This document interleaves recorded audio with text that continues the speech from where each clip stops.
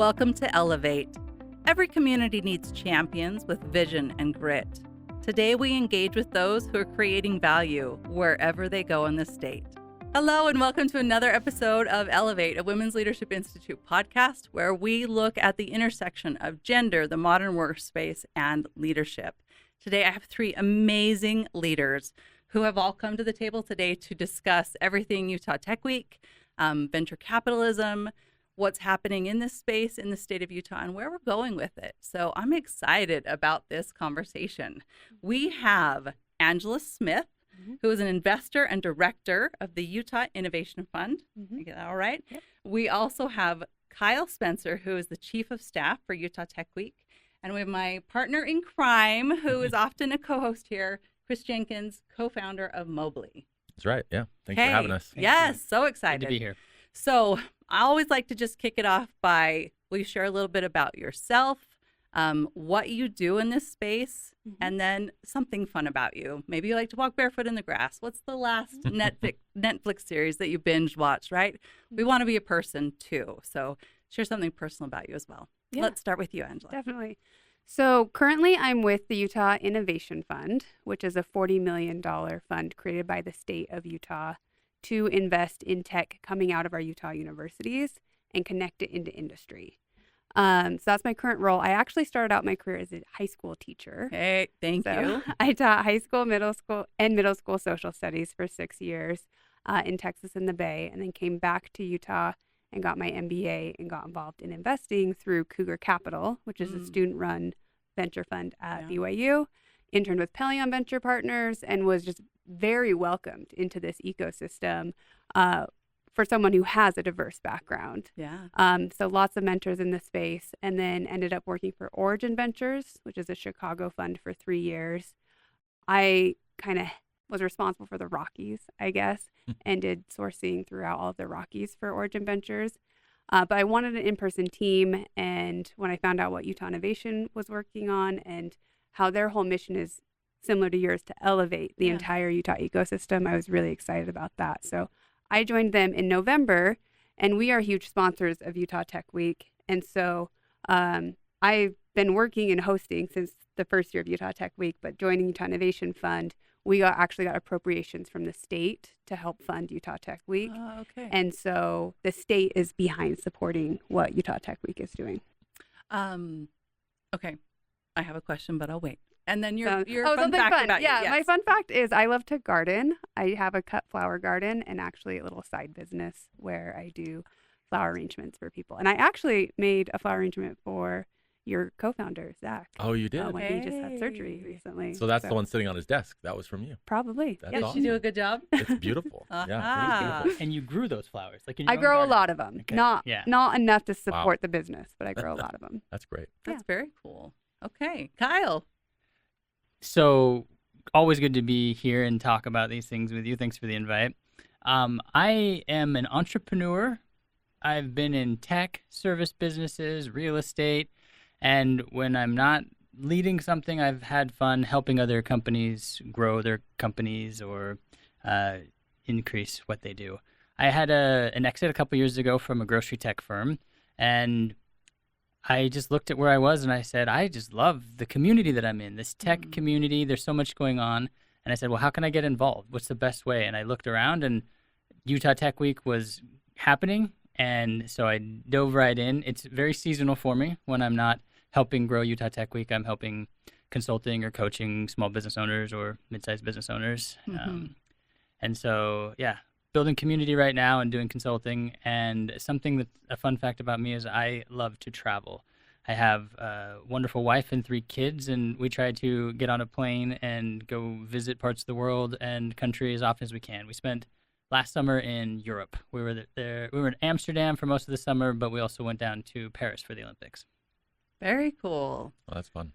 Whenever I think of Kyle, it's always like community builder is definitely his word. He's always like, how can I help? Or did you know about? And I think it is amazing. Like every time I learn about something, I'm like, oh, of course you're attached to it. Of course you're building this here. So thank you for how you do that in the community. Thank you. Yeah. It's fun to be a part of a place where there's just such great things going on. Yeah. Utah's a great state for that. Okay. Partner in crime. Yeah, happy to do it. I think Utah Tech Week just attracts people like Kyle and Angela, like community builders. I love that. So I'm the co-founder of Mobly, and occasionally help you. Mobly is? I mean, it's an event tech platform. So if you're doing event marketing at all, you should be considering using Mobly to drive revenue. I mean, that's really what it's about. And I've got a lot of experience in Utah Tech Week. In fact, I would say that Mobly was born at Utah Tech Week. Really? The very first Utah Tech Week, there was a pitch competition, and we pitched, and we didn't even have a product. And we, how do you pitch without a product? That's a good question. They actually, I think there were 100-something applicants, and 5 were selected to pitch, and it was based on some AI tool that makes those selections. A lot of it's based on who the founders are. We have a lot of experience. Maybe that was part of why we got selected.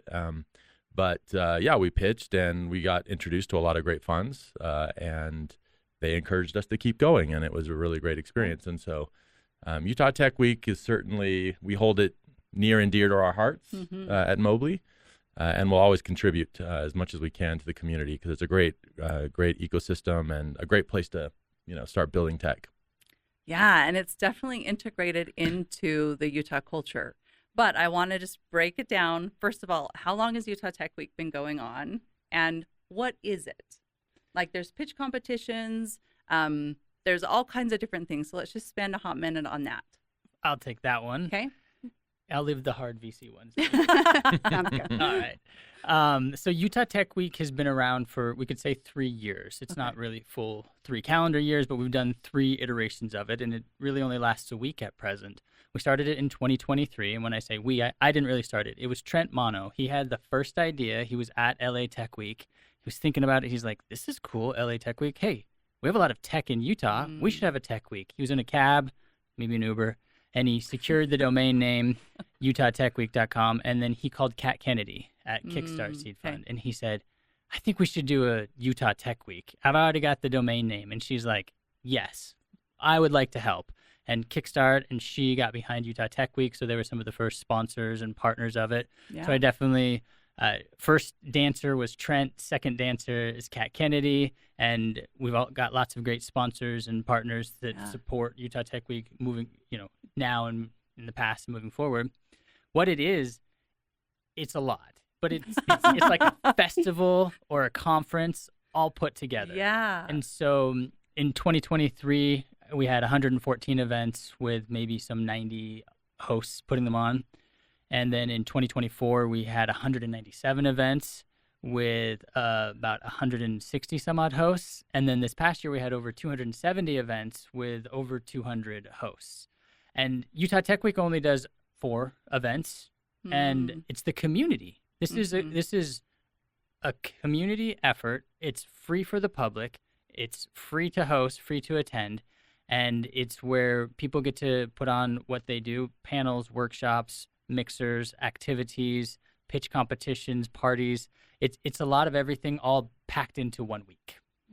Yeah. So just to add to that, I think the really important piece of Utah Tech Week is its grassroots. He talked about the community, but it's not really this top-down approach. Really, like Trent and Kyle, they just come in and say, it's going to be this week. Who wants to host something? And then he talked about all the different hosts, and it's amazing. Every year we have more and more hosts of just people who are willing to host their own event. And that's kind of the magic behind it, is it's community-led, it's grassroots-led. So there are tech weeks throughout the nation in different places. How do you think Utah's Tech Week compares to those in terms of community building and the offerings and its growth? So from my understanding, and I've been to a couple of the tech weeks throughout the nation, Utah Tech Week is very accessible. The tech weeks, San Francisco Tech Week, LA Tech Week, I'm not throwing them under the bus. I'm just saying it's hard to get into some of the events. In fact, hard to get into most of the events. There's hardly any events that you can't get into. Yes, there are some, at Utah Tech Week, that is. Yes, there are some events that are real specific for venture capitalists. If you're not a venture capitalist or investing in companies, we have capacity constraints. And so not everybody get into every event, but most events people can get into. So it's very accessible. And for sure, people can be busy all day long, every day, if they wanted to go to it. Most people don't go to like 30 plus events throughout the week, even though there are a couple hundred. Most people go to 3, maybe Mhm. 4 or 5. Some might only go to 1, but it's accessible. People can come and learn and find something that they need. They can find what we are hoping for, which are happy collisions, just like Mobly. They came, they pitched, they had lots of collisions, and now they're this rocket ship company that we just love to support and cheer on. That's a great saying, happy collisions. And I do think it is accessible because there are things in the morning, at night, all throughout. You mentioned you had experience in pitch competitions. You want to share a little bit about that? Yeah, so I want to say maybe the first event of the first Utah Tech Week was the opening pitch competition. And we had Were literally. you there too? I was a judge there, actually. Oh, But look at that. I wasn't planning on being a judge. They literally pulled me out of the audience. Somebody else. And said, Yeah. someone wasn't here. Can you They just weren't jump there. in? So that was my role that day. Yeah, it was amazing. And I'll just say that we walked in and the auditorium was packed. It was standing room only. And we were very surprised because it was the very first. I didn't even know that many people knew about it, but certainly the word had gotten out. And the experience was more, the happy collisions was, it was a blur to me, the whole pitch and then being done and then talking to investors. But it was really all of the conversations with everybody afterwards that was really great. And then from there, the itch to go to the next event was already started. And so we started finding what other events do we want to go to? Where do we need to be? We hosted an event. Which is really crazy as a company that was of 2 or 3 people, Yeah. which was really fun. So yes, and I've been to a few other tech weeks as well, and I think Utah has opportunity to grow still. There's a lot of companies that aren't involved that maybe can be involved. There's more support that could be provided. I think I saw Adobe got involved this year. I went to their event, which was the first time that they really got involved. And other big tech companies here in Utah, I think that can have a stronger presence and bring some of their, it's a great place to recruit. It's a great place to find so good many talent. things. It's a great place to find investing or investors. So anyway, lots of really cool things. And our experience has been nothing but phenomenal and always want to support it. It's kind of like a big frat party sometimes. Can I say It that? feels like a party should we all edit week that long. out? It Can does be. feel like a party Yeah. all week long. And I mean that in the best way. So I'm so glad we set that landscape so we know what we're talking about. Utah's tech sector now accounts for 10% of the state's economy and supports over 60,000 jobs. What factors have fueled this rapid growth in our state, and how do we make it sustainable? Because now that even in policy-wise, right, with the state's backing of it and funding, it's not going away in our state. In fact, we're encouraging it more and more. So how do we make this growth sustainable for those who are both in the tech industry and just those who have been adjacent to it? I am of the opinion we're all in the tech industry. Yeah, tech touches everything. Yeah. For sure. I think there's a couple of things. First off, we have really great talent in Utah. And I think that's why we're seeing the tech ecosystem really grow and thrive here in Utah. And there's a lot of efforts from the state, from Utah Tech Week, from the community to increase the talent. Starting as young as K through 12, Yeah. the state is working on initiatives. We work really closely with Talent Ready, which is a government initiative and task force to how do we make sure that I'm not supposed to wave my hands over here. Sorry about that. How do we make sure that students are prepared to enter the workforce and be prepared for these tech jobs? So there are initiatives around that. There are initiatives with all of our higher education programs and just really focus on building the right talent. But I think another big piece of that is venture capital. There were a couple early firms that really set the tone of we're here in Utah, we invest in Utah, and now we're seeing more and more capital pouring into the state. And there are efforts as well to how do we continue getting that momentum, getting more capital in here to support the tech ecosystem. So I think those are two big things that we have, and it's continuing to grow and will continue to help the tech ecosystem. But what are your thoughts, Kyle?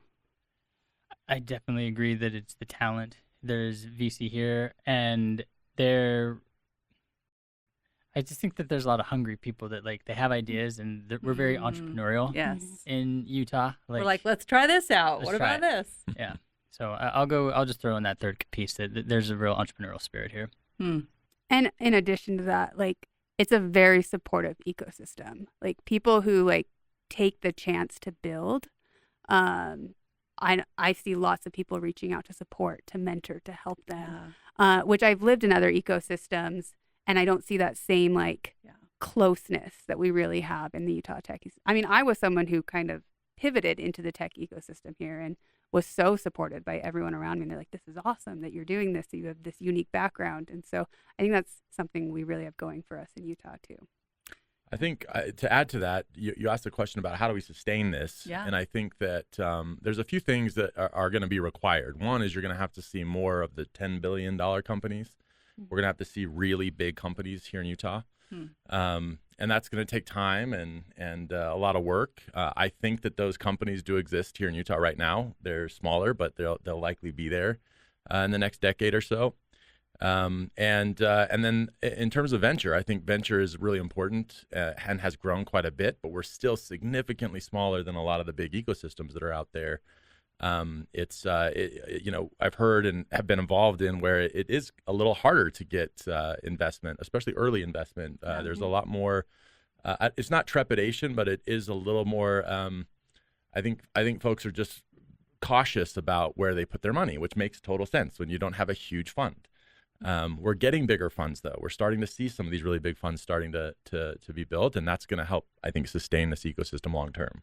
Interesting. You've been nodding your head. You want to add something to that, Angela? I mean, I think to add to that, the reason I jumped over to the Utah Innovation Fund is the state sees there's a need for funding at the earliest stage for deep tech companies. Because we have a lot of funding for B2B SaaS, for marketplaces, for tech-enabled consumer, but there's not a lot of funding in Utah going towards deep tech. And explain what deep tech is. Deep tech is just, it's cyber, it's aerospace, defense, it's AI, but the infrastructure level, not the application level, which we have those industries in Utah, but we don't have enough capital to support the next wave of really that sector growth. And so that's really why Utah Innovation Fund was created 2 years ago, was how do we get funding at the earliest level where people aren't willing to take that risk from traditional venture funds. The state is supporting it, the state is backing it, and then we help them get to that next level where traditional funds do invest in it. So you're right, there's tons of gaps. That's not just one of them, but it is cool to see that the state is recognizing where the capital gaps exist and trying to fill that gap. Absolutely. And in talking with the state, right, sustainability is also like infrastructure, roads, affordable housing, like all those things. If we continue to grow a community, which is amazing, it's all those other things in the state that I feel like the state is having a wrestle with right now. Yes. Yeah. Okay. So as a Women's Leadership Institute, we always have a gender lens on things, looking at that. And I know there are four front runners and like Corinne Clark and Trina Limpert and tech moms who've been doing really amazing work like this. With women making up only 22% of Utah's tech workforce and earning significantly less than men in this space, what steps can companies take to address these disparities and create more inclusive environments? I know that Kris and I have talked, and as we've brought other business leaders on, when you just first start up, you're looking to your friends, you're looking to the people that you went to school with, you're looking for people who are similar, and you just want to grow. How do we integrate diversity from those very first steps, right? Because funding is obviously important. How do we get diversity in those very first steps? And have you seen the examples of how that's really impacted the growth of a company, the positivity that might come out of that? So I have ideas. I do too, but I want you to go first. First, I'll say that at Utah Tech Week, we have more women working than men. And they make more money too, just for what it's worth. Okay, that's most always of us good. are volunteers, and we're just doing this as more of like a passion project, so to speak. But, I say that to share that like it's really good for the company to know where they're at, or the organization to know where they're at. They need to know, are we deficient in an area or not, and then make steps to change it. Yeah. And in many countries in Europe require like surveys and like anonymized and non-anonymized information going in to test to see where you're at. And we can do that here. We can do that in Utah. We can do that in the United States. We can test our organizations to see, are we paying equally, and how are we hiring for roles that need to be more diverse? And the answer is most likely we're not where we need to be, and that's a fact in Utah. But if we're checking where we're at and trying to make steps to improve it, that'll get us to a better place. Yeah. Thank you. Angela. I'll just say this is a huge question, and I think we could do an entire podcast series on this question. So trying to think through like what's the most important things or how to keep this like a really succinct answer, which is hard for me because this is a topic I could talk a lot about. There's a top-down approach that needs to happen, but there's also a bottoms-up approach. And it's like both need to be happening at the same time to get more women involved in the tech world. And I think top-down, it's really important for leadership to really value different perspectives, to really value what women bring to an organization. And there's a lot of dangerous rhetoric out there right now where no one wants to say, oh, like, yeah, we need more women. It just is, it's kind of, I'm seeing pushback right now in the general United States ecosystem of, and of course, we don't want to hire someone just because they're women. We want to hire someone because they are very capable and have all the skills. But I think a lot of times women are coming from non-traditional backgrounds. I was one of those women. I grew up with a mom who was a teacher. And in my mind, I was like, oh, well, I want to be like my mom. I'm going to go be a teacher. Like, I love learning. I just didn't really even consider other options. And then I went and taught out in Silicon Valley and lived in Palo Alto. And I saw all these incredible women working in tech. And it was kind of my aha moment of like, oh, I could do this too. I just like wasn't exposed to it. So it's important to see other examples, to see other women doing this. And then to take that leap of, okay, well, I'm going to go see if I can actually do it. So I made the choice to go to business school to kind of open up opportunities. Came back to Utah, where I'm from, for that. And I had so many incredible male mentors. I did not have a lot of women mentors throughout my MBA experience, but there were a lot of men who reached out and said, we want to mentor you. We know you have a different background. We know you don't have a business background.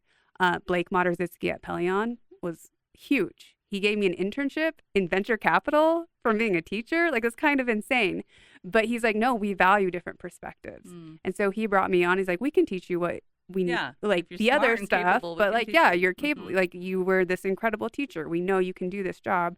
So he was a great mentor. Gary Williams, who runs Cougar Capital, was a great mentor. Origin Ventures, who hired me out of my MBA, said, yeah, we would love someone with a different perspective. So I think it's really important for leaders to think about what are people from non-traditional backgrounds, how can we get them into our organizations, and how can we kind of look past like this traditional role of what, I don't know, just what they're looking for, and see the value that a non-traditional person can bring to the table.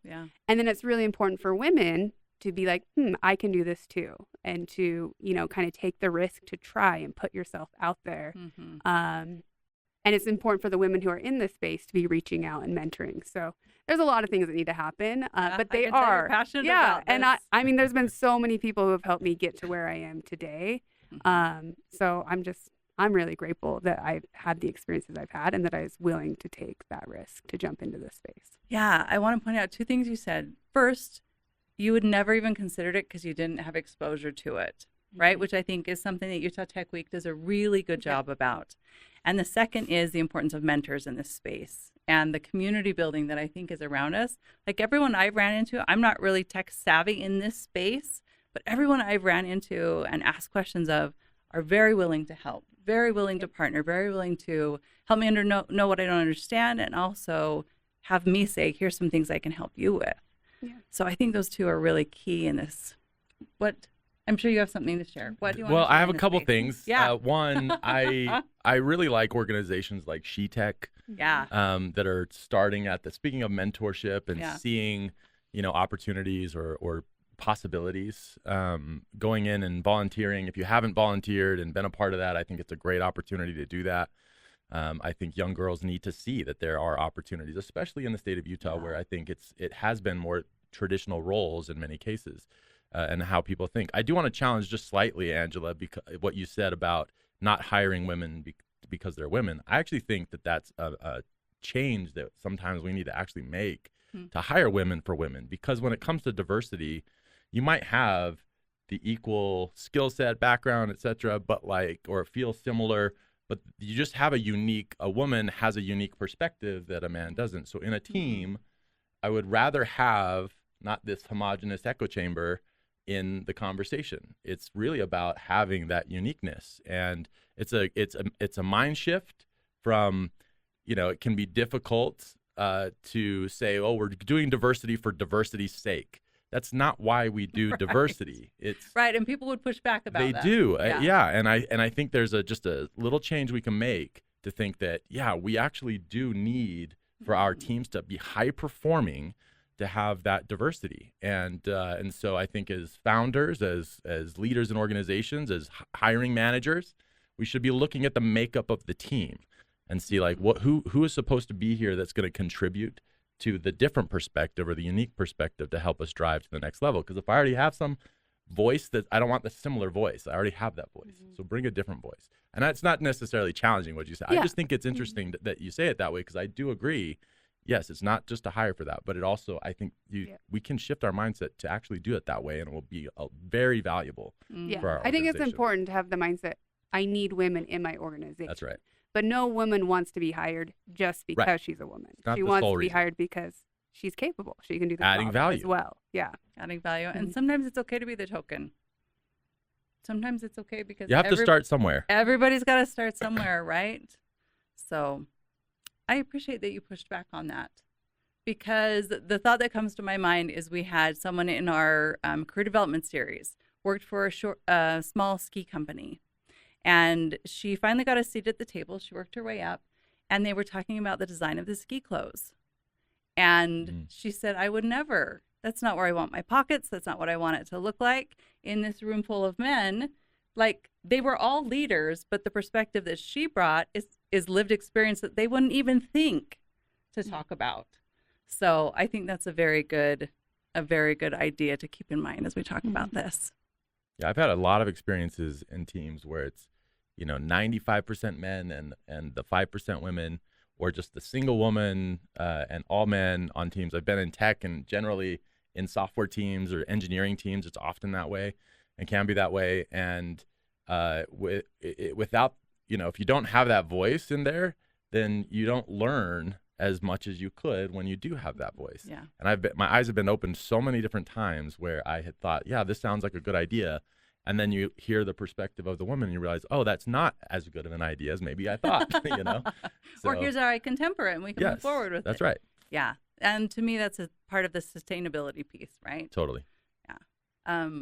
Any other thoughts on that before we move on? I think I just want to also say I've been very fortunate to have very positive mentors in my life, who the majority of them were men initially, and now I'm starting to find more female mentors. But I have heard the opposite in this ecosystem. So if anyone's listening to this and being like, that hasn't been my experience, I've heard that from a lot of people, that they have had negative experiences being a female in this ecosystem. And so I do feel really fortunate, and I just want to point out there are really, really great men out there. And if you're having those negative experiences, go find the ones who are willing to help, who are willing to mentor, because they are out there and they're incredible. The thing that I've noticed as we've talked to different women in VCs who've come on the podcast is they understand nuance really well. Mm-hmm. They understand nuance really well in order to work in this space and be successful. And it's a mindset too. Yeah. That you have to have. Yeah. Okay, so I'm going to pivot just a little bit, and I want to talk about, you talked about hundreds of events slammed into a week. Let's talk about how different personalities network, because really that's what this is all about, right? Finding money, connecting with partners. How do you guys network at the events? For our extroverts, for our introverts, right? All the things, because you're all three distinct personalities, so I'd love to hear that. I always teach my kids this saying, don't be shy, just say hi. And I try to live that. Perfect. I do try to show up and say hi to everybody that I can. Yeah. Because you never know what kind of interaction you're going to have with somebody in the room. Yep. But in general, I always try to have a plan before I go to the events. I know generally who I think is going to be there. If it's interesting to me, what am I trying to target? Yeah. And this is somewhat selfish in that it is I have business objectives in those as well. But just for personal networking, Utah Tech Week has been phenomenal. I have some great relationships that I've built over the last few years simply from Utah Tech Week. Yeah, I agree. It's a great place. How about you, Angela? So I am an introvert, and I hate traditional networking. Like when I walk into a room just full of people and like I don't know anyone. I'm like, I have to go up and start a conversation. Like, that terrifies Just me. say hi, and then you're like, Yeah. and then what do I say? And then what? I don't know. But I think the beauty of Utah Tech Week is there's so many different types of events that you can look and really figure out, this is an event that's going to work for me, whereas this isn't. Mhm. And Origin Ventures, when I was with them for the first Utah Tech Week, I was really thoughtful of like, I want to create an event that isn't like other events. And so my team, we actually created a pickleball tournament, and you were assigned and you came in and you were at this pool, like it was pool play. So you're on this court with 6 other teams, and it was kind of like forced networking, but you're playing and you're an activity and you know But where there's to some go. structure to Yeah, you it. know where to Yeah. go, and it's just like a little bit different than walking into a room full of people who are just sitting around chatting around high boys, But that's what's really great about Utah Tech Week is there's so many different types of events. There's fun ones, there's panels, there's like one-on-one, like you can sign up for one-on-one mentorship and things like that. And so that's what I love about it is you can really find what works for you at Utah Tech Week. Perfect. And then Kyle, our community builder, what's your take? Yeah. First, I just echo what's being said here. Like you got to show up, and you got to look for the things that might be the right fit for what you're interested in. And I love that Angela is an introvert and she's got a lot of value out of Utah Tech Week because Yeah. Utah Tech Week has something for everyone. Our goal really is for happy collisions to be created. Yeah. And I appreciate that Kris mentioned that, he has a business objective to be there. Most networking, there's some type of business objective, but as I can definitely say, Kris shows up and he's there to learn and be genuine before he's there to earn. He's going to give value equally or way more value than he's going to get in most of these instances. And so I think if someone goes with I need to care about these as people and not just as a transaction, because these for sure. networking things cannot be transactional or you will not be successful, because we are dealing with a time that's a loneliness epidemic. There are a lot of people who are just lonely. And you can go to an event with 1,000 people and walk away and be even lonelier. And that's not good. So it's on everybody to say hi. It's on everybody to be genuine and care about the people, find areas of commonality. And those commonalities may be mountain biking or they may be making money. And either way, it's fun. And we have to be strategic about our time and the things that we do. But if you pick the events that are meaningful to you and you go and to give more than you take, it's going to be a winning situation.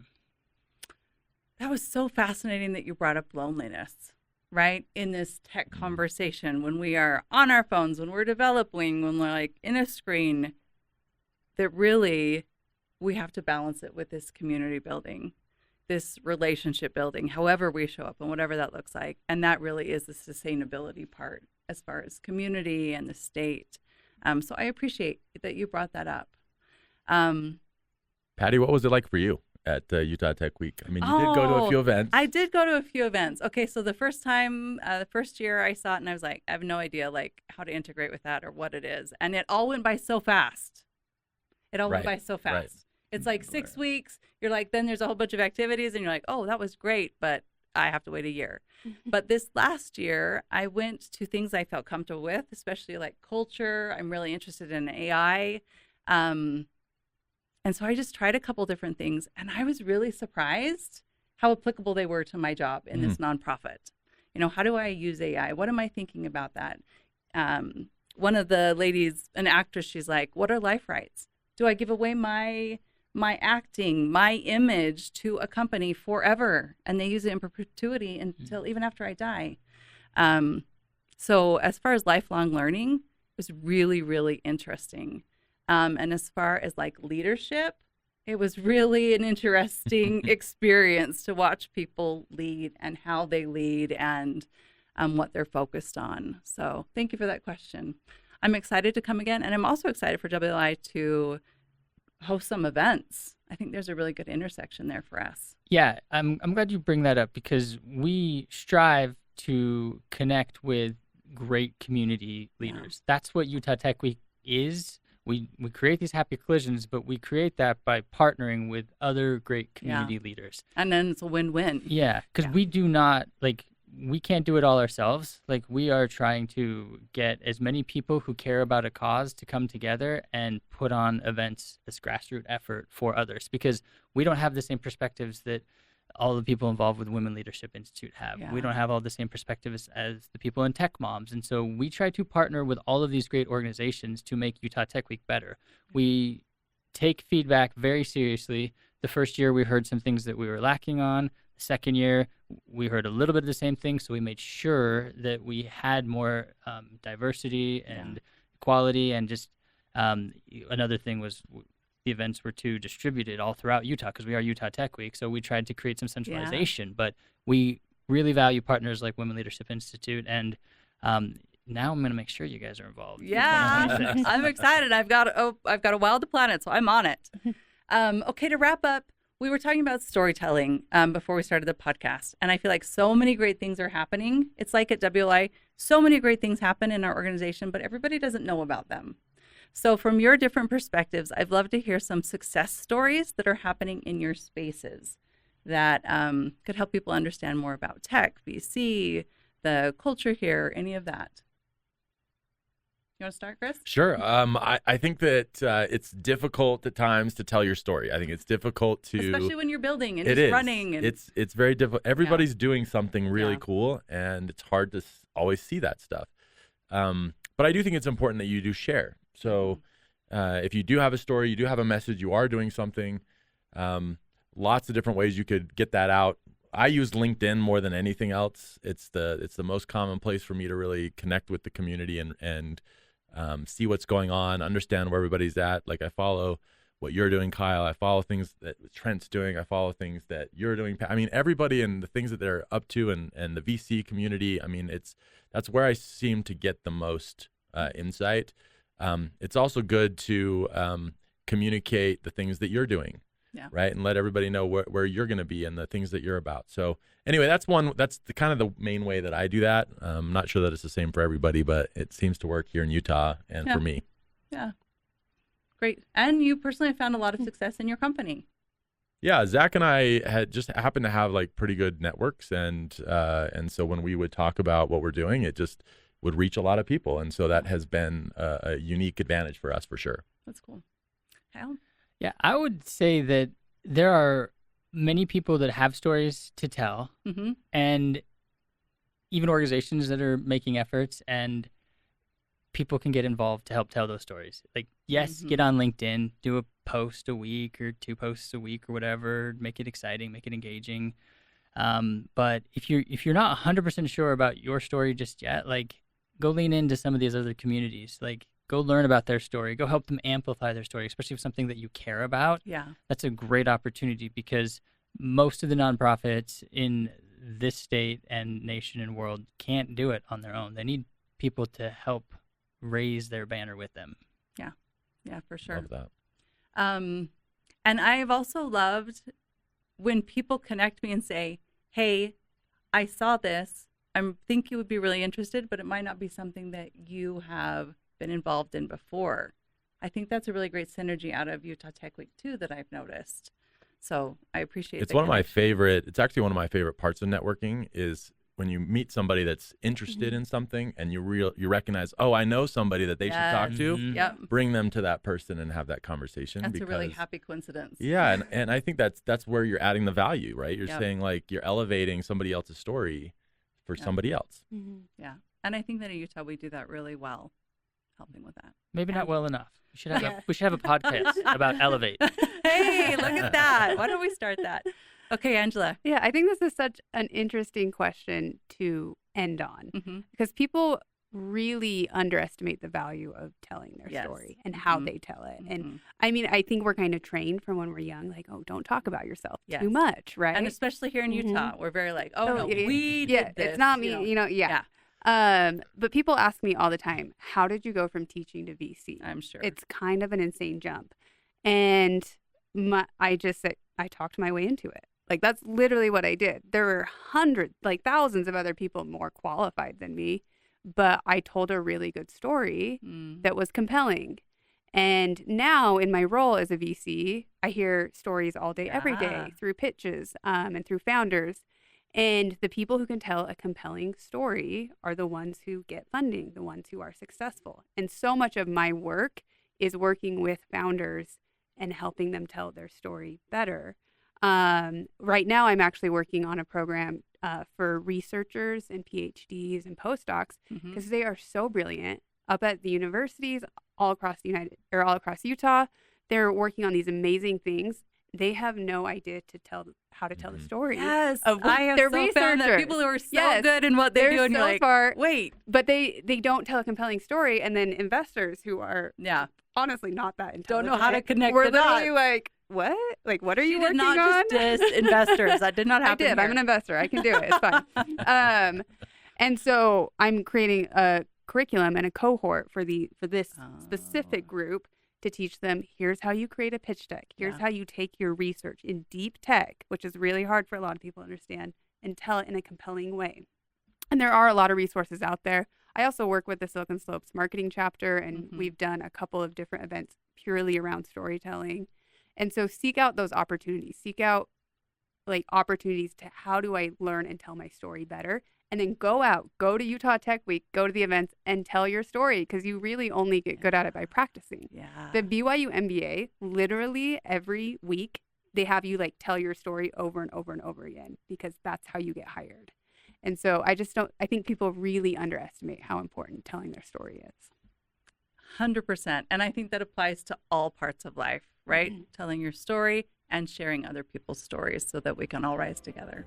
That's right. Okay, well, I have so many additional questions, but what a great conversation. Thank you for all of your work that you're doing in this, and I'm excited for Utah Tech Week next week. And It's gonna encourage be even everyone better. to apply, and let's get this done for Utah. Thank you so much. Thank you. Thanks, Patty.